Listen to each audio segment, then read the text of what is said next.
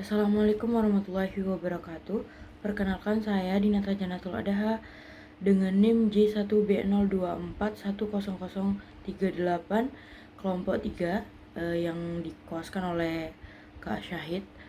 Di sini saya akan menjelaskan tentang pengenalan alat meteorologi di Stasiun Klimatologi Badan Meteorologi, Klimatologi dan Geofisika atau BMKG.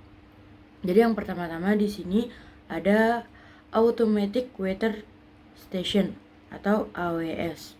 Alat ini adalah sistem pengamatan cuaca otomatis yang bisa mencatat berbagai parameter seperti suhu, kelembapan, angin, dan curah hujan secara real time tanpa harus diamati terus-menerus oleh manusia. Selanjutnya di sini ada penakar hujan Hellman. Alat ini digunakan untuk mengukur curah hujan secara manual dengan tingkat ketelitian yang cukup tinggi. Biasanya dipakai sebagai standar pengukuran hujan. Selanjutnya, termometer tanah gundul.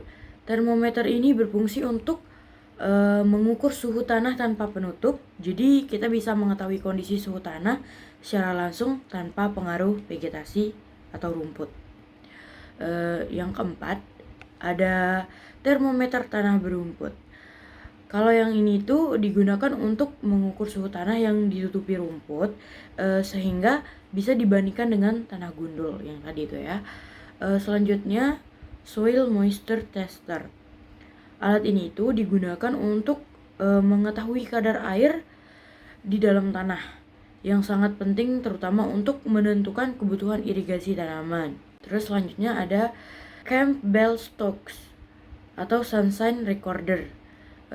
Alat ini tuh fungsinya untuk mengukur lama penyinaran matahari dalam sehari dengan cara memfokuskan sinar matahari ke kertas khusus.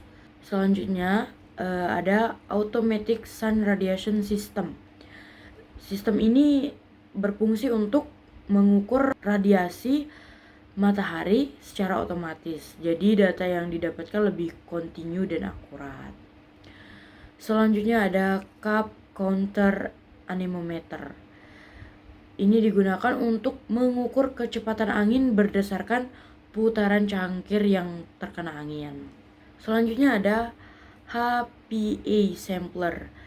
Alat ini itu untuk mengambil sampel udara, biasanya untuk mengetahui kandungan partikel yang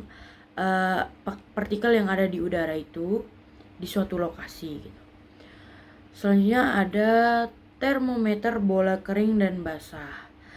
Alat ini tuh digunakan untuk mengukur suhu udara dan kelembaban relatif dengan membandingkan hasil dari termometer kering dan basah. Kemudian ada penakar hujan observatorium. Alat ini digunakan untuk mengukur curah hujan, tetapi biasanya dipakai dalam pengamatan resmi dengan metode manual yang terkontrol. Selanjutnya ada automatic rainfall and weather station. Ini adalah sistem otomatis yang menggabungkan pengukuran curah hujan dan parameter cuaca lainnya dalam satu alat. Selanjutnya ada iklim mikro. Sistem ini digunakan untuk mengamati kondisi iklim pada skala kecil seperti di area pertanian atau greenhouse. Seperti yang kemarin kita kan nelitinya di BMKG, jadinya yang sekitaran BMKG aja. Terus selanjutnya ada panci penguapan. Ini digunakan untuk mengukur tingkat penguapan air dari permukaan terbuka yang berguna untuk mengetahui kebutuhan air dari suatu tanaman begitu. Selanjutnya ada sangkar meteorologi.